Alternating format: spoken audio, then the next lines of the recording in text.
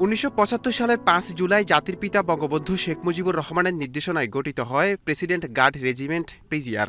এবার 49তম প্রতিষ্ঠাবার্ষিকীতে 2 দিনের আয়োজনে দ্বিতীয় দিনে প্রধান অতিথি বঙ্গবন্ধু কন্যা প্রধানমন্ত্রী শেখ হাসিনা। রবিবার দুপুরে পিজিআর সদর দপ্তরে পৌঁছালে তাকে অভ্যর্থনা জানান সেনাবাহিনীর প্রধান জেনারেল ওয়াকারুজ্জামান। পিজিআরের কোয়ার্টার গার্ড পরিদর্শন শেষে পরিদর্শন বইয়ে স্বাক্ষর করেন প্রধানমন্ত্রী। এছাড়াও প্রধানমন্ত্রী নিহত শহীদ সদস্যদের প্রতি ও স্বজনদের খোঁজ খবর নিয়ে তুলে দেন উপহার। বক্তব্যে পিজিআর সহ দেশ গঠনে জাতির পিতার যুগোপযোগী সিদ্ধান্ত ও অবদানের কথা স্মরণ করেন। আমার লক্ষ্য ছিল যে একটা যুদ্ধ বিধ্বস্ত দেশ শূন্য হাতে যাত্রা শুরু করে ধ্বংসস্তূপের উপর দাঁড়িয়ে আমার বাবা মাত্র 3 বছর 7 মাসের মধ্যে স্বল্পোন্নত দেশ হিসেবে রেখে যাচ্ছেন। কাজে আগামীতে আমাদের 2020 সালে জাতির পিতার জন্মশতবার্ষিকী এবং 21 সালে আমরা স্বাধীনতা সুবর্ণ জয়ন্তী যখন পালন করব, অবশ্যই বাংলাদেশকে একটি ধাপ আমাদের উন্নীত করতে হবে।